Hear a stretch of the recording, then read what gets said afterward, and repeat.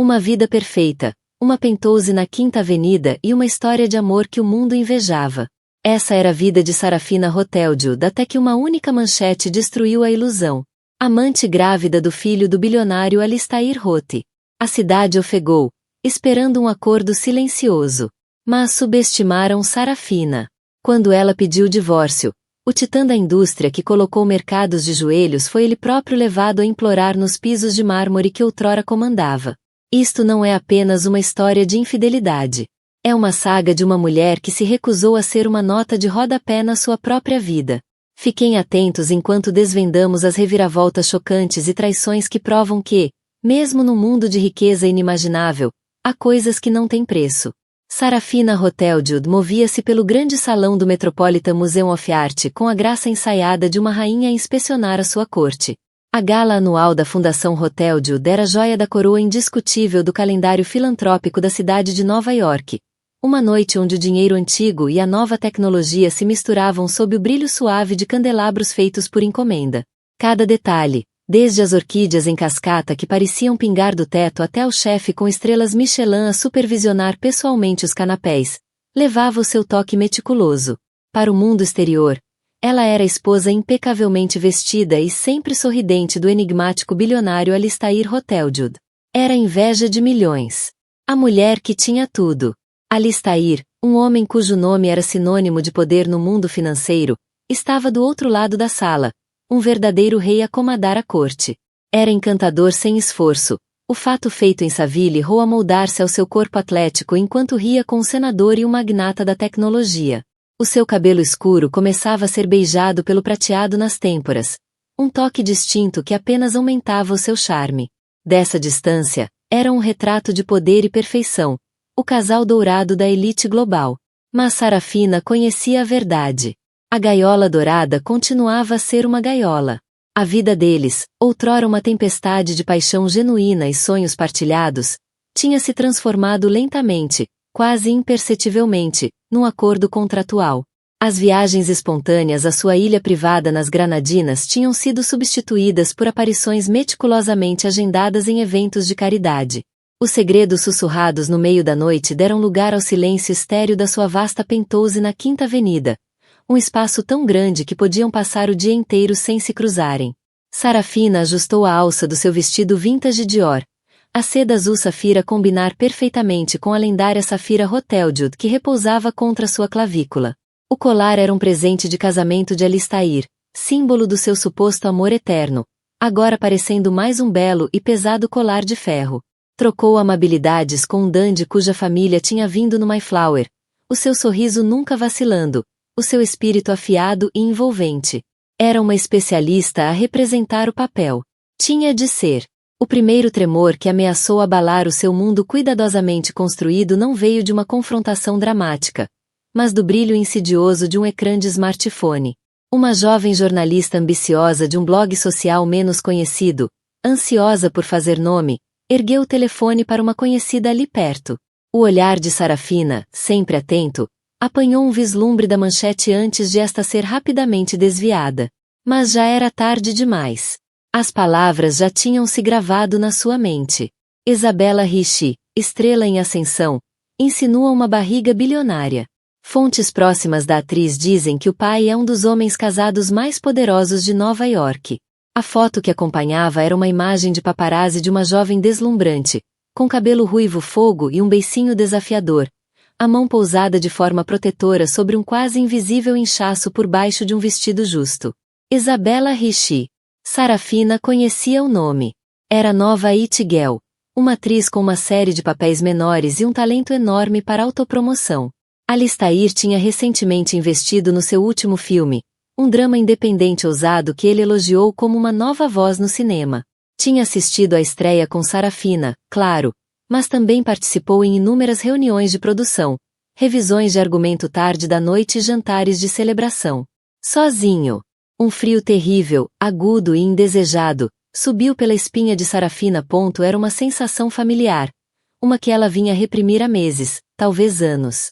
As noites tardias que ele atribuía ao fecho de um negócio em Tóquio, o leve e estranho perfume nos seus camisas, as súbitas e frequentes viagens de negócios para Los Angeles, onde Isabela vivia.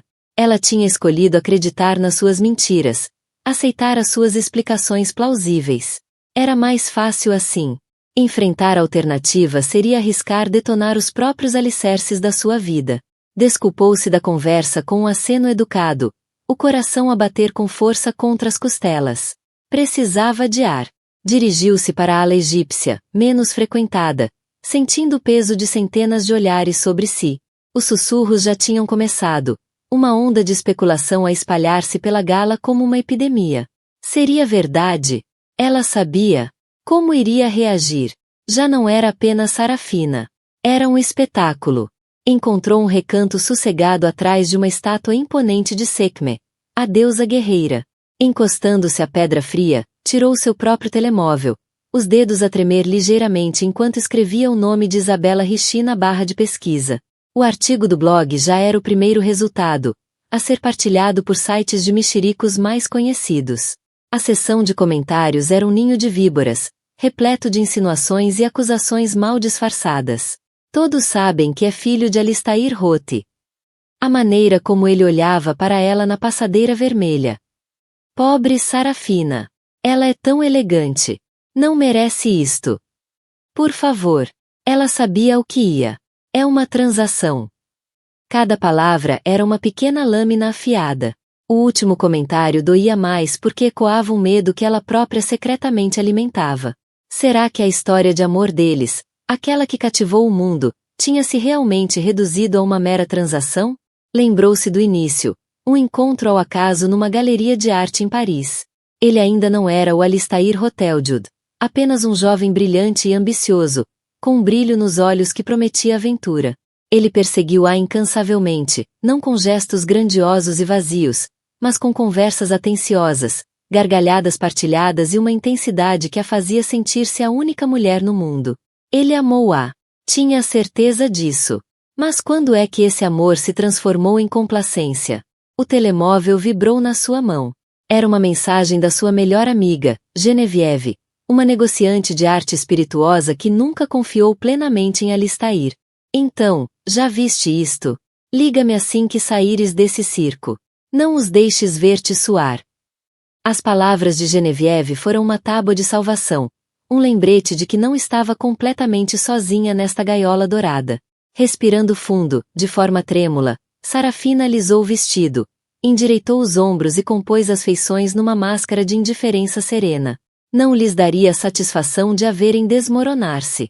Entraria novamente naquele salão, de cabeça erguida, e desempenharia o seu papel na perfeição até cair o pano final. Ao regressar ao salão principal, viu Alistair à procura dela. Um lampejo de algo ilegível nos olhos dele. Preocupação. Ou seria culpa?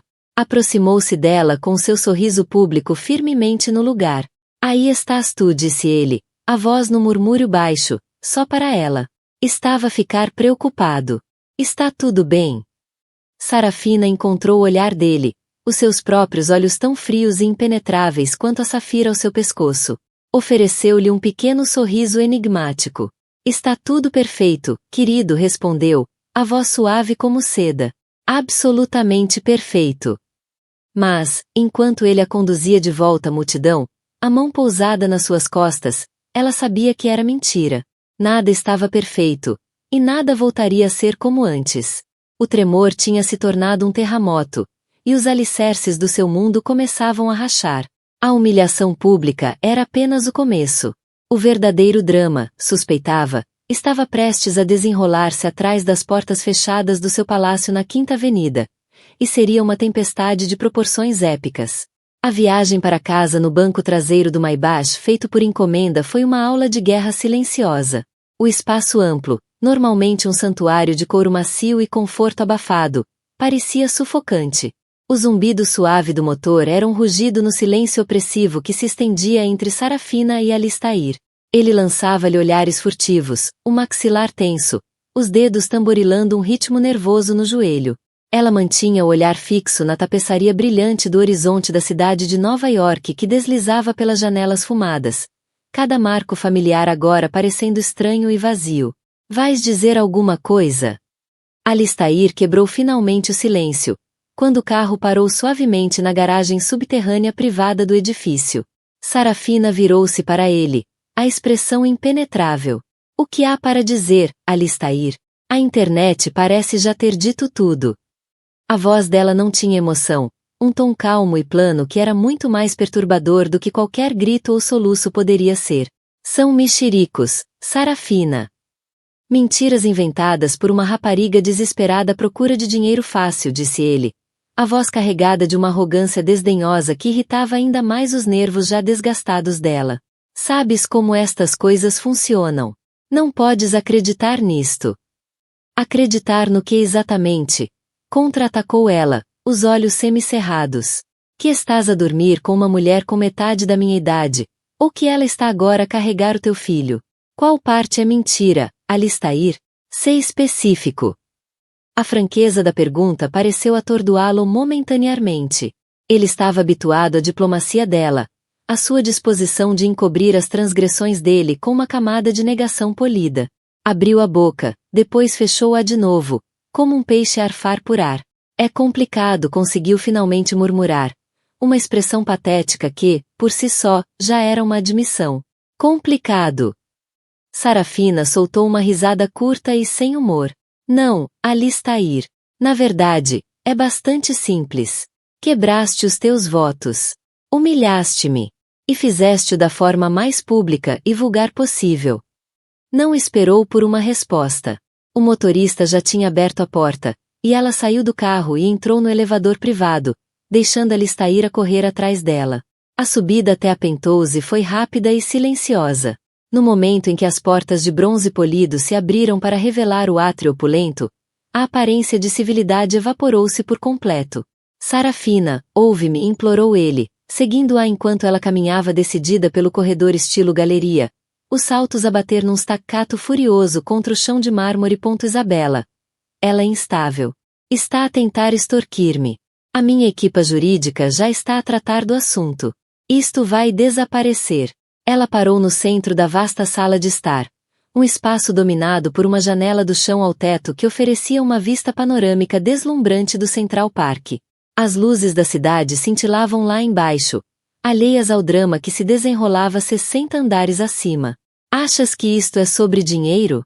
Perguntou ela, virando-se para o encarar, os olhos a arder com um fogo que ele não via há anos. Achas que podes simplesmente atirar os teus advogados e o teu dinheiro para cima disto e fazê-lo desaparecer? Isto não é uma aquisição hostil, Alistair. Isto é a minha vida. A nossa vida. Eu sei que errei, disse ele, a voz suavizando enquanto dava um passo em frente. Estendeu a mão para ela, mas ela recuou como se o toque dele fosse uma chama acesa. Estava sozinho. Tens estado tão distante ultimamente, Sarafina. É como viver com uma estranha bela e educada. A audácia da acusação dele era atordoante. Distante. Repetiu ela, a voz a subir de incredulidade. Eu tenho estado distante? Eu tenho segurado este império enquanto tu andas a viajar pelo mundo, a satisfazer todos os teus caprichos.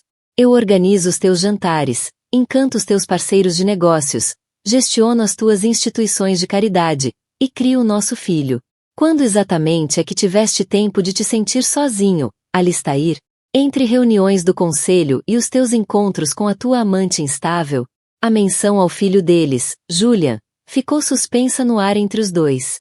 Julian, o brilhante e sensível jovem de 20 anos, estava em Harvard, felizmente protegido do impacto imediato do escândalo. Mas Sarafina sabia que era apenas uma questão de tempo até o veneno chegar a ele.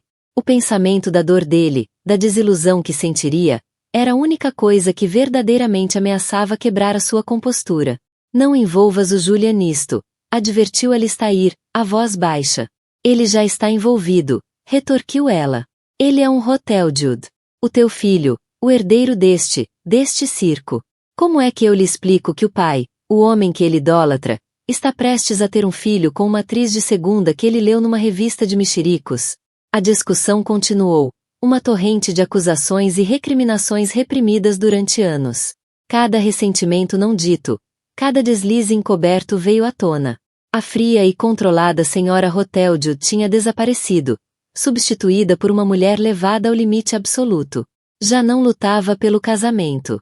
Lutava pela sua dignidade, pelos restos da mulher que era antes de se tornar uma marca. Finalmente exausta e emocionalmente esgotada, uma clareza aterradora apoderou-se dela. Olhou para o homem que tinha diante de si, o homem que outrora amara com tanta força, e viu um estranho. Os pedidos de compreensão dele soavam agora como desculpas ocas. As promessas de consertar tudo eram garantias vazias de um homem que acreditava que o seu poder era ilimitado. Caminhou até ao grande piano, um magnífico Steinway. Já raramente tocava. Pegou numa fotografia emoldurada prata. Era do dia do casamento deles, uma imagem a preto e branco de dois jovens esperançosos, os rostos iluminados de alegria. Olhou para ela durante um longo momento, depois pousou-a com uma quieta sensação de final. Quero que saias, Alistair, disse ela, a voz estranhamente calma mais uma vez. Ele olhou para ela sem compreender. O quê? Sair? Eu não estou a desistir, disse ela, o olhar duro como aço. Estou a sobreviver. Como ele não se mexeu, ela caminhou até ao intercomunicador na parede. Jeeves, disse, a voz firme. Por favor, peça ao motorista do Sr. Hoteljud que traga o carro de volta à garagem. Ele vai sair esta noite. O rosto de Alistair era uma máscara de fúria e incredulidade. Estava a ser expulso da sua própria casa, pela sua própria mulher. Era um cenário tão fora da sua realidade que ficou momentaneamente sem palavras. Avançou em direção à ala dos quartos, e ela ouviu o som de gavetas a serem puxadas e cabides a serem arrastados por um varão. Minutos depois, surgiu a carregar uma pequena mala de couro. Parou à porta, a arrogância substituída por um lampejo de verdadeiro desespero. Não faças isto, Sarafina, disse ele, a voz ligeiramente trêmula. Não deites fora 25 anos por causa disto. Os 25 anos é precisamente porque estou a fazer isto, respondeu ela, sem o encarar. Deite 25 anos da minha vida, Alistair. Não te darei mais um minuto do meu amor próprio. A porta pesada fechou-se atrás dele com um clique suave, um som que pareceu ecoar o fecho definitivo de um capítulo da sua vida. O silêncio que caiu sobre a Penthouse era diferente desta vez. Não era opressivo. Era libertador. Pela primeira vez em anos, Sarafina Hoteljud estava verdadeiramente sozinha. E, nessa solidão, uma nova determinação começou a formar-se. Isto não era apenas uma separação. Era uma reconquista. Na manhã seguinte, enquanto a cidade ainda fervilhava com a notícia do suposto caso de Alistair, Sarafina fez uma chamada telefônica. Não para sua publicista, nem para amigas, mas para um nome que provocava medo nos homens mais poderosos de Nova York.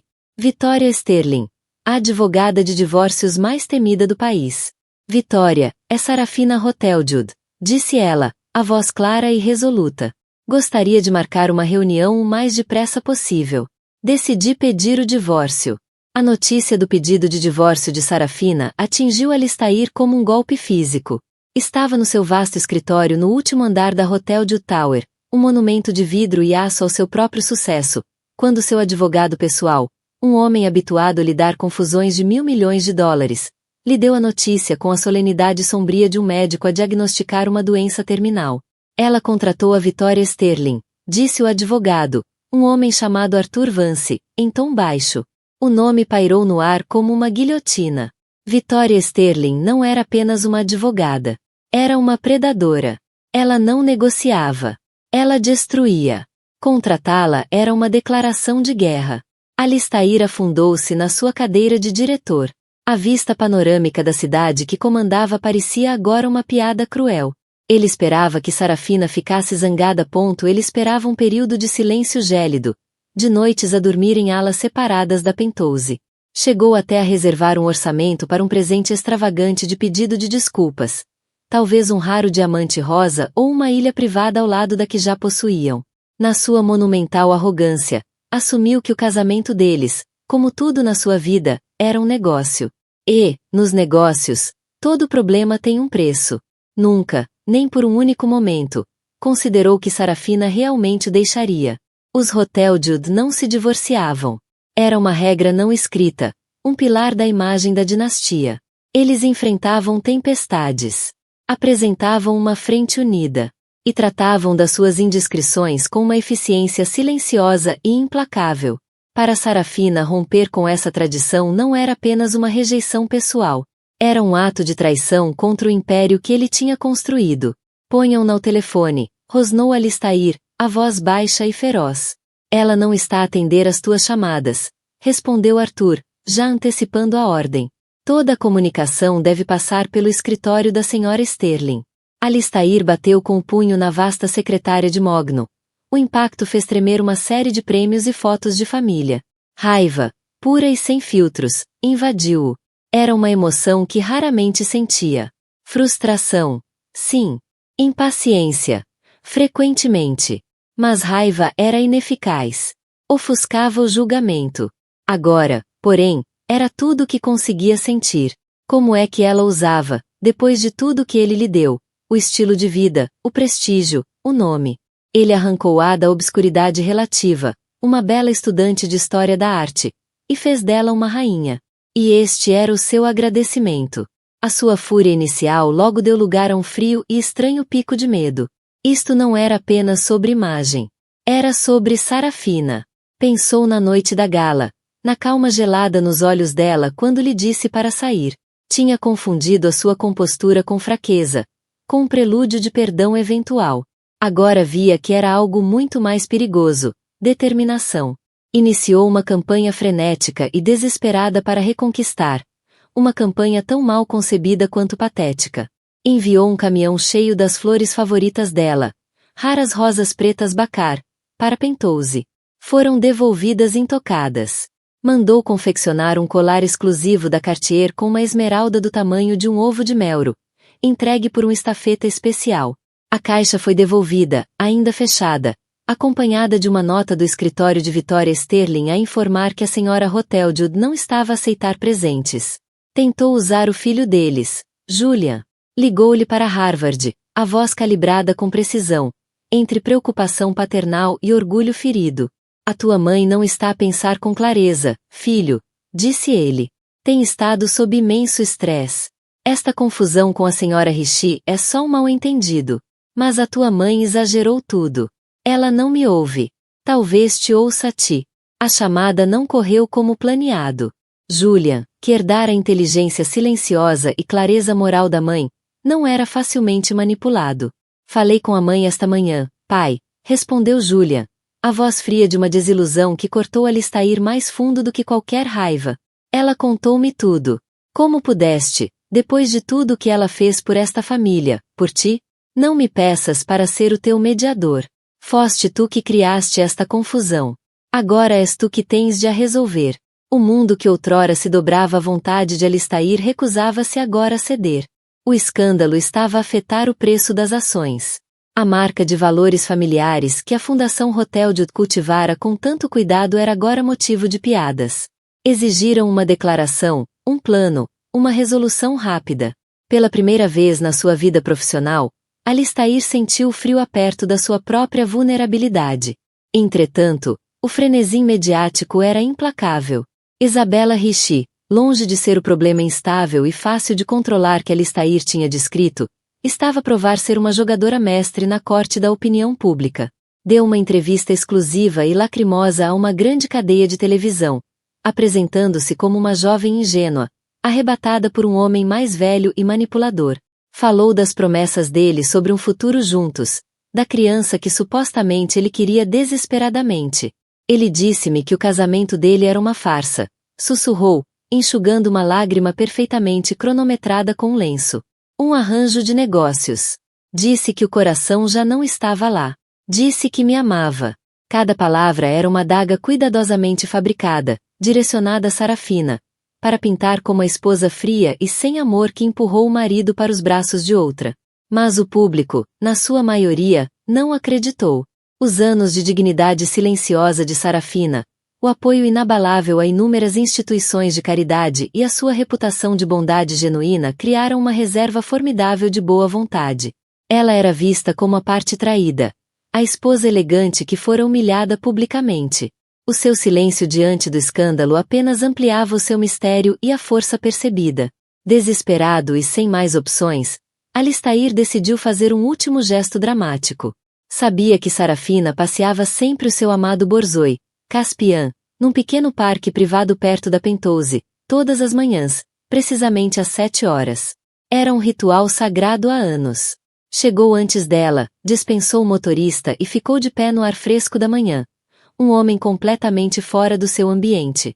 Estava habituado a ser isolado do mundo, a circular entre ambientes climatizados. Ali, entre donos de cães e corredores matinais, era apenas mais um homem. Quando a viu aproximar-se, uma figura alta, elegante, de calças feitas à medida e camisola de cachemira. O coração deu-lhe um salto. Ela parecia diferente.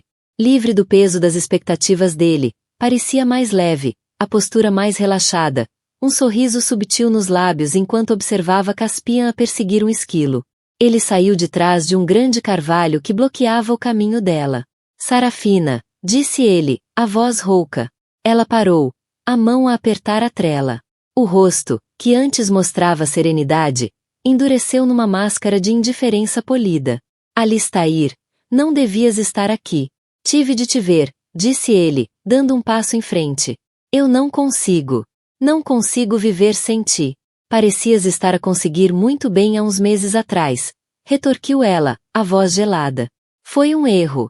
O maior erro da minha vida, implorou, a voz a quebrar-se. Fui um tolo. Fui arrogante. Dei-te como garantida. Eu sei disso agora. Deu mais um passo.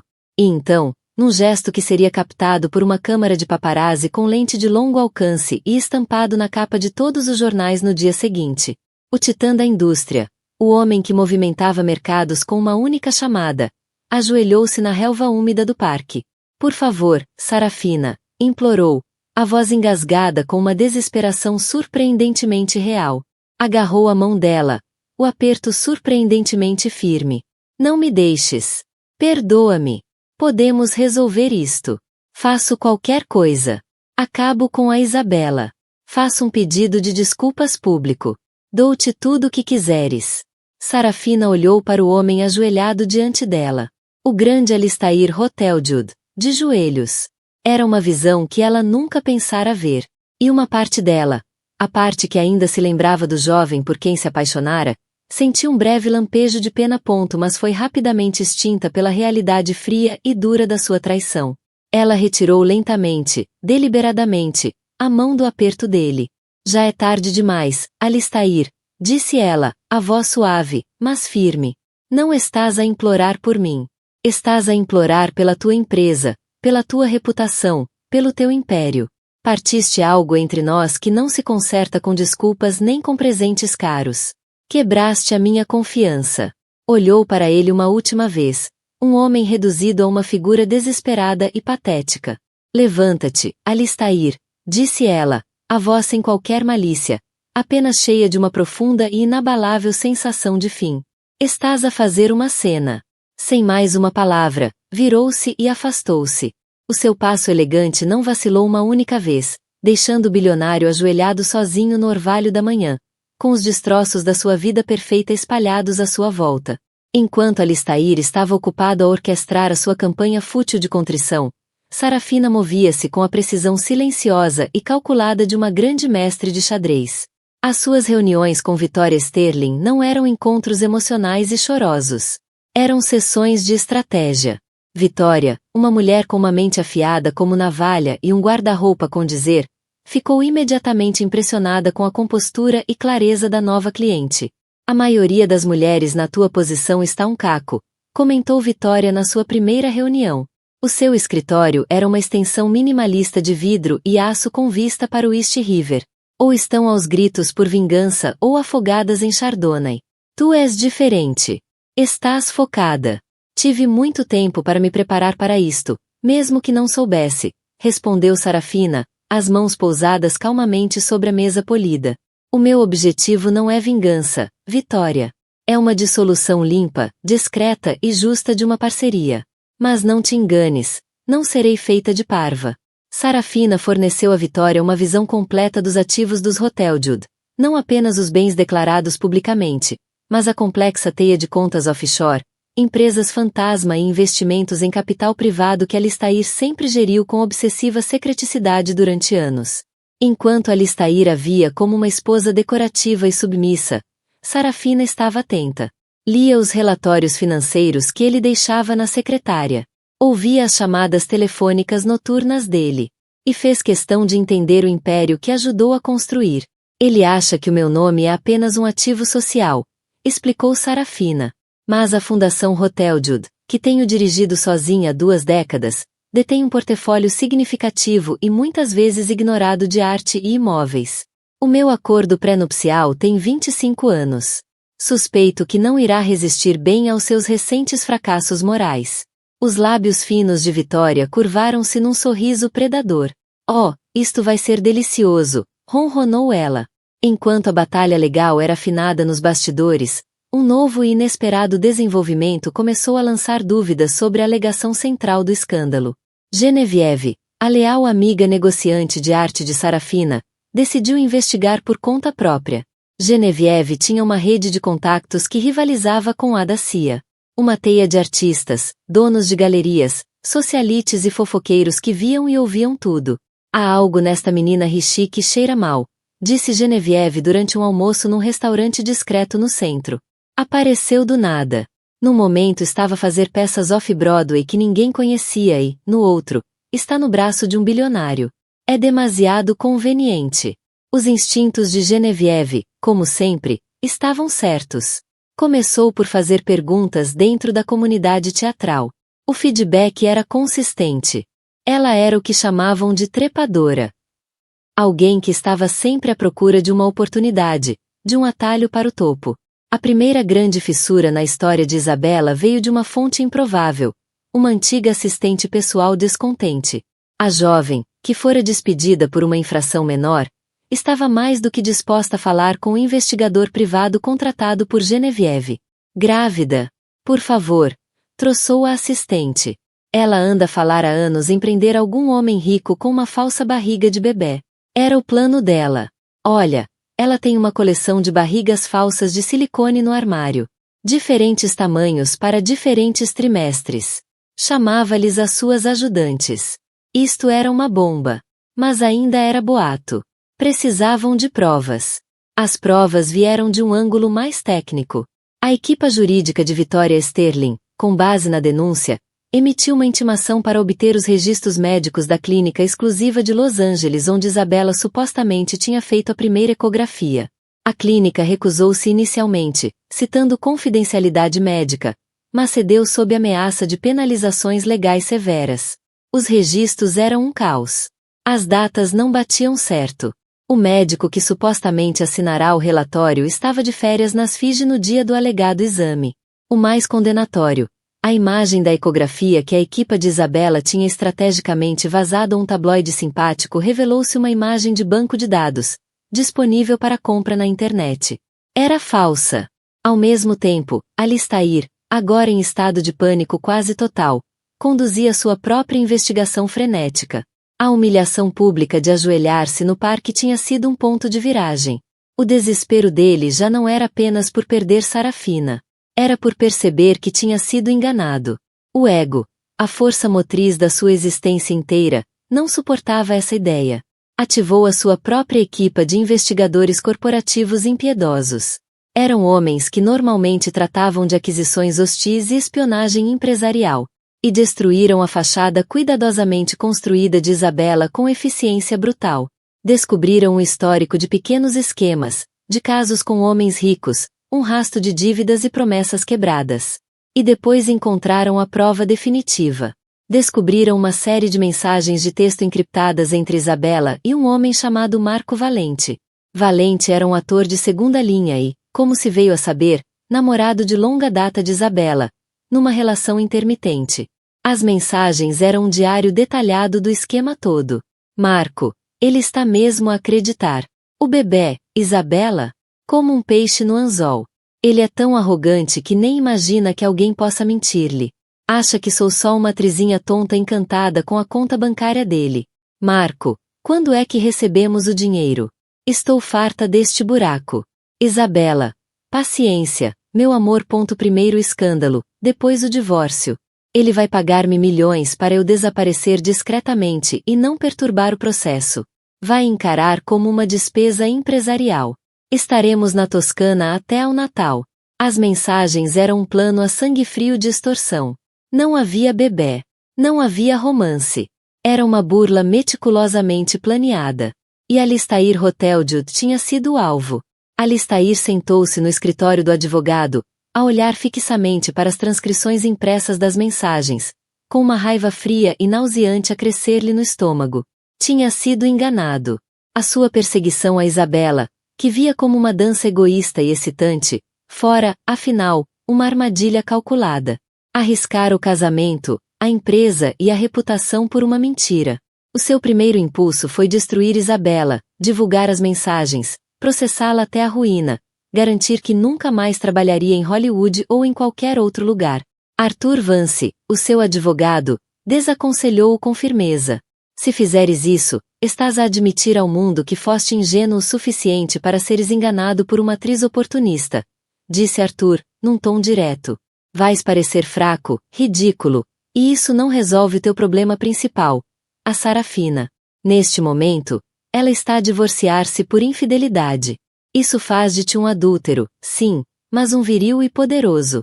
Se isto vier a público, ela vai divorciar-se por achares que és um idiota monumental.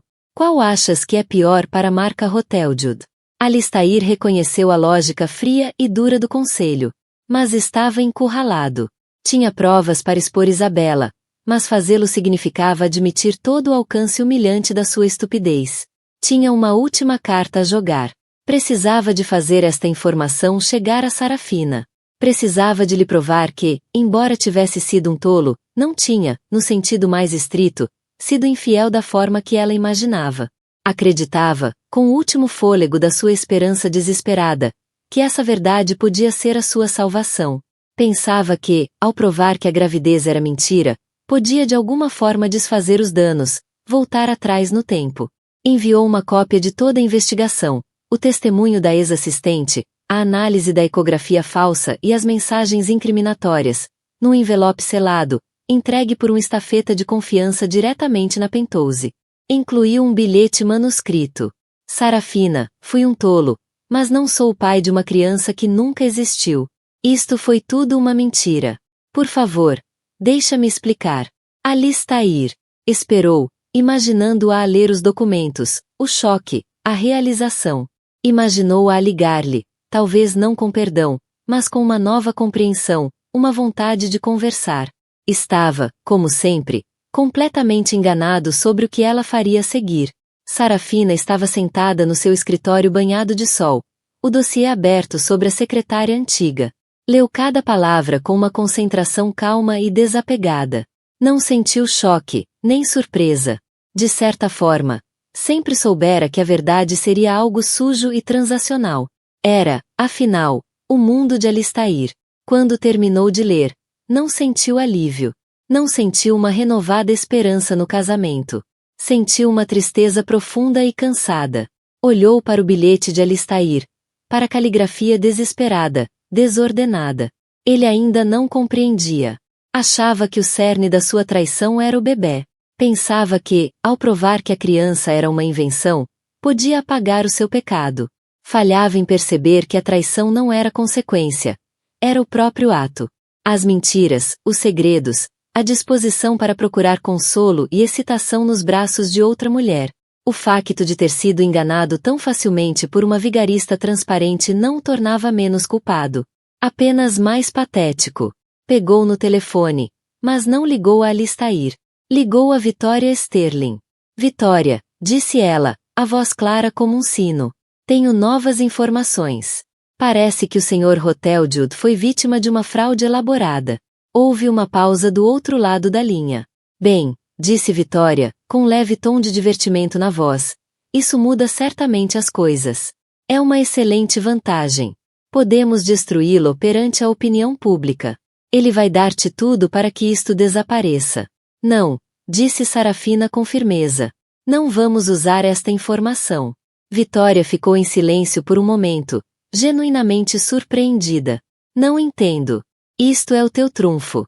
Isto nunca foi sobre vantagem, explicou Sarafina, o olhar a perder-se pela janela em direção ao céu sem fim. E nunca foi sobre o bebê. Foi sobre a quebra de confiança. Esta informação não altera isso. Apenas o aprofunda. Divulgar isto só criaria um circo ainda maior, mais feio, continuou ela. E não vou submeter o meu filho nem a mim a isso. Inspirou profundamente. Continuamos com o divórcio como planeado. Discretamente, com clareza e decisão. Esta informação permanecerá privada. A humilhação de Alistair é problema dele. A minha dignidade é minha. Nesse momento, Sarafina Hoteldud não estava apenas a pedir o divórcio. Estava a tomar o controle da narrativa, a recusar ser definida pelo escândalo do marido, fosse ele real ou fabricado. Estava a escolher um caminho de força silenciosa. Um caminho que Alistair, com todo o seu poder e riqueza, era completamente incapaz de compreender. A guerra ainda não tinha acabado. Mas ela já tinha vencido a batalha que mais importava. A pela sua própria alma. O palco para o ato final não era um tribunal, mas o lugar onde tudo começara. A enorme penthouse da Quinta Avenida. Alistair, sem ter recebido qualquer resposta às provas bombásticas que enviará, estava cada vez mais frenético. Finalmente, através de uma combinação de súplicas e ameaças veladas à sua própria equipa jurídica, conseguiu agendar aquilo que Victoria Sterling denominou friamente de reunião final de acordo. Ele vivia na ilusão de que esta era sua oportunidade de reconciliação, de usar a verdade sobre a fraude de Isabella para reconquistar Sarafina. Sarafina aceitou o encontro por apenas uma razão: assinar os papéis e cortar o último laço.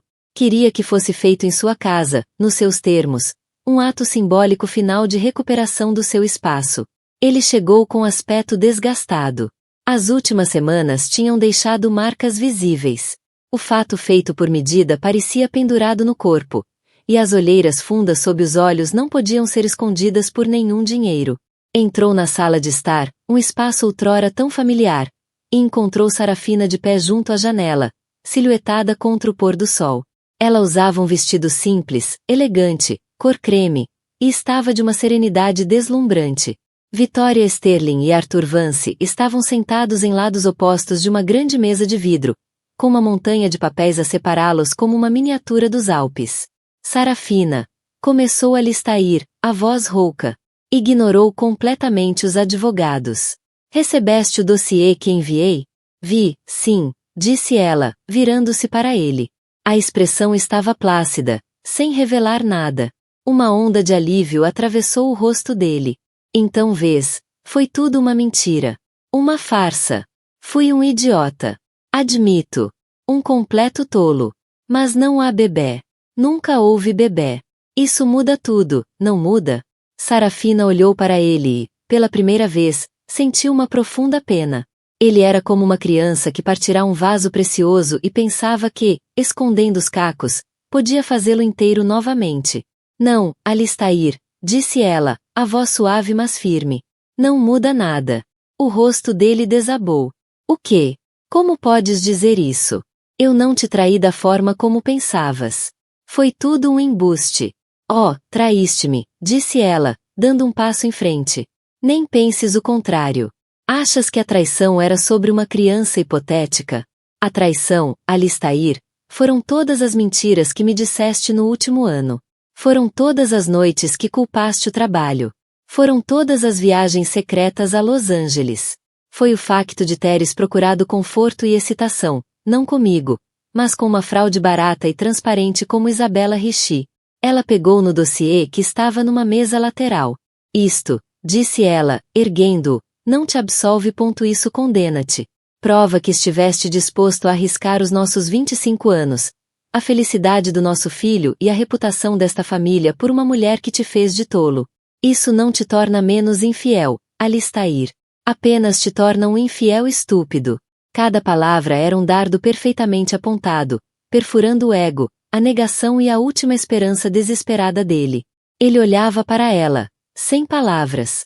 Vieste aqui hoje a pensar que esta informação era o teu cartão de saída livre da prisão, continuou ela, a voz a subir com uma paixão controlada. Pensaste que podias agitar este dossiê à minha frente e que eu ficaria tão aliviada por não haver bebê que esqueceria tudo o resto. Ainda não me vês, pois não? Depois de todos estes anos, continuas a ver uma parceira de negócios, um ativo, algo a ser gerido. Não tens ideia de quem eu sou. Ela tirou o dossiê sobre a mesa, entre os advogados. E, para que conste, o teu pequeno problema está prestes a resolver-se sozinho. Como se estivesse ensaiado, o telefone de Victoria Sterling vibrou. Ela olhou para o ecrã, um brilho triunfante nos olhos. Virou-se para Alistair. Parece que a senhora Rishi tem um novo benfeitor. Foi fotografada em Mônaco, no iate do oligarca russo Dmitry Vulov. A história que está a arrebentar agora é que ela teve, e cito, um aborto trágico. Já está a construir uma nova narrativa de desgosto e resiliência. Ela seguiu em frente. Alistair.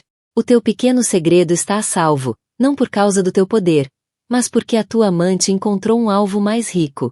A notícia de que Isabella o descartara tão rapidamente e com tanta facilidade por outro bilionário foi a humilhação final. Ele não tinha sido mais do que um degrau. Olhou do rosto satisfeito de Vitória para o olhar compassivo de Sarafina, e o peso total do seu fracasso caiu sobre ele. Amei-te, Sarafina, sussurrou, as palavras soando ocas até para ele próprio. Lá no fundo, no meio disto tudo, amei. Eu sei, disse ela. E a tristeza na voz era genuína. Eu também te amei. Mas já não somos essas pessoas. E eu não posso viver a minha vida a chorar por um fantasma. Ela caminhou até a mesa e pegou numa caneta. Com mão firme, começou a assinar os papéis do divórcio. A sua assinatura era um traço fluido e decisivo em cada página. O som da caneta sobre o papel grosso era o único som na sala, um fim calmo e definitivo de um erro.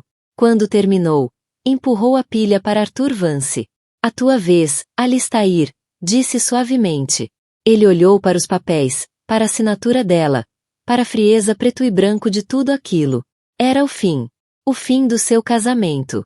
A fratura do seu império. A perda da única pessoa que tinha sido seu alicerce, quer ele a tivesse valorizado ou não. Cambaleou até uma cadeira e desabou nela, enterrando o rosto nas mãos. Um soluço seco e rasgado escapou-lhe. O grande Alistair Hoteljude, quebrado não por uma queda de mercado ou um ataque corporativo, mas pela sua própria estupidez profunda e irreparável. Arthur Vance, sempre pragmático, empurrou gentilmente os papéis para o seu cliente. Alistair, disse calmamente.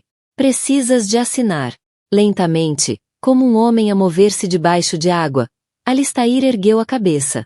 Pegou na caneta. A mão tremia enquanto assinava o nome.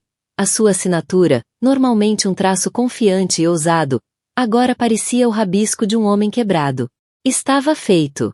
Sarafina observou-o por um longo momento. Não havia triunfo nela. Apenas um enorme e doloroso vazio. Ela tinha vencido. Estava livre. Mas o preço foi a vida que conhecera durante um quarto de século. Virou-se e saiu da sala, sem olhar para trás. Foi até ao seu quarto, o mesmo que já redecorara, expulsando qualquer vestígio dele. Saiu para o terraço privado e inspirou o ar fresco da noite. A cidade cintilava lá embaixo, um universo de 1 milhão de luzes, 1 milhão de histórias. A sua própria história era agora, finalmente, verdadeiramente sua. A gaiola, ainda que dourada, estava aberta. E ela estava pronta para voar. Nos meses que se seguiram à assinatura dos papéis do divórcio, o mundo dos Hoteljude sofreu uma mudança sísmica. O divórcio foi finalizado com uma falta de drama público pouco característica. Victoria Sterling, fiel à sua palavra, e aos desejos de Sarafina, negociou um acordo de uma dimensão impressionante e com total privacidade nos detalhes. Sarafina ficou com a Penthouse da Quinta Avenida, a Fundação Hoteljude e uma parte significativa da coleção de arte que tão amorosamente curou ao longo dos anos. Mais importante, manteve a sua dignidade. Alistair, fiel ao seu estilo, tentou controlar a narrativa. A sua máquina de relações públicas divulgou uma declaração sobre uma separação amigável e uma decisão mútua de seguirem caminhos como amigos e copais. Mas as fotos dele ajoelhado no parque e as histórias da sua humilhação pública já haviam cimentado outra realidade na mente do público. Tornou-se um aviso, um símbolo de homens poderosos derrubados pela sua própria arrogância. O seu império empresarial, embora ainda vasto, perdeu o brilho da invencibilidade. O preço das ações estabilizou, mas a magia desapareceu. O nome Hoteljude agora carregava um leve odor de escândalo e tolice. Retirou-se da vida pública, tornando-se quase um recluso numa das suas muitas propriedades, uma imensa e solitária herdade nos Hamptons. Estava rodeado de riqueza, mas sem aquilo que agora percebia que mais desejava: a parceria genuína e a força tranquila que Sarafina lhe proporcionara.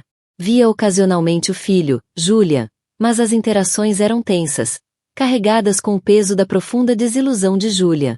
Isabella Ricci, como se previa, implodiu espetacularmente. O seu romance com Dimitri Vulot durou pouco, terminando quando a imponente esposa do oligarca descobriu o caso. Acabou de volta a Los Angeles, os seus 15 minutos de fama esgotados. A notoriedade adquirida com o escândalo dos Hoteljude agora jogava contra ela. Nenhum realizador sério a queria. E os homens ricos que antes ela visava agora viam-na como tóxica. Era uma vigarista que não foi exposta pela imprensa, mas pela dignidade tranquila e inabalável da mulher que tentou destruir.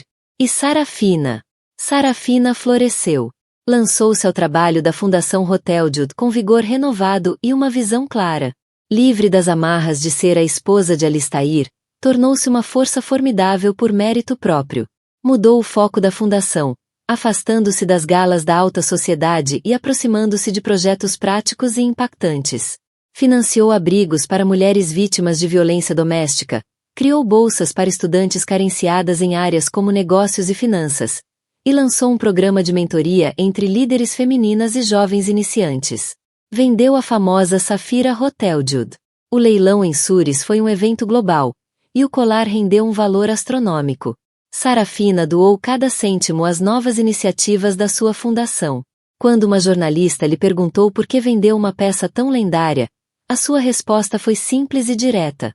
Era uma peça de joalharia lindíssima, disse ela, com um sorriso genuíno e sereno.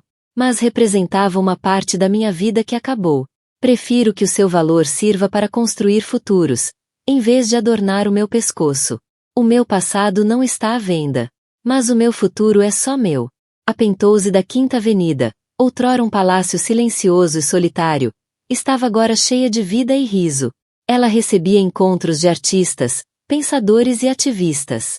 Fazia jantares íntimos com um círculo de amigos próximos, incluindo a sempre leal Genevieve. Viajava não para compromissos formais, mas por si mesma. Fez escavações arqueológicas no Egito, caminhou na Patagônia e revisitou a pequena galeria de arte em Paris onde conhecera um jovem ambicioso com um brilho nos olhos. Sentiu uma pontada de nostalgia, mas não de arrependimento.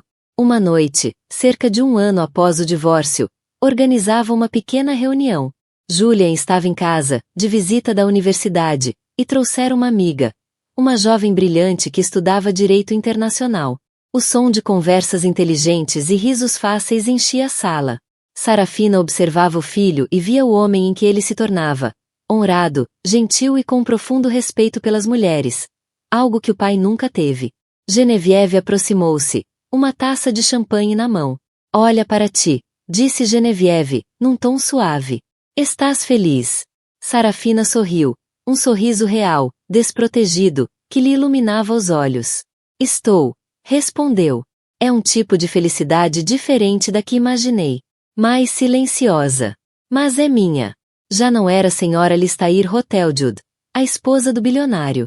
Era Sarafina Hoteljude, filantropa, mãe, líder, uma mulher que atravessou o fogo da humilhação pública e da dor privada, e emergiu não apenas inteira, mas mais forte, mais pura, e finalmente, verdadeiramente livre.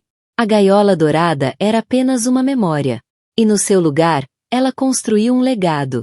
Obrigada por nos acompanhar nesta incrível jornada de traição, resiliência e triunfo. A história de Sarafina Hoteljude prova que o verdadeiro poder não se mede em bilhões de dólares ou capas de jornais, mas na força inabalável do próprio caráter. É um lembrete de que, mesmo quando teu mundo desaba, tens o poder de reconstruí-lo, mais forte e mais belo do que antes. Se a história de Sarafina te tocou, clica no botão de gosto para nos mostrares. Partilha este vídeo com alguém que precisa de um lembrete da sua própria força interior. E para mais histórias reais que te vão prender ao ecrã, não te esqueças de te inscrever no canal e ativar o sininho de notificações. E tu? O que achaste da queda final de Alistair? Conta-nos nos comentários. Lemos todos. Até a próxima! Mantém-te forte e escreve a tua própria história.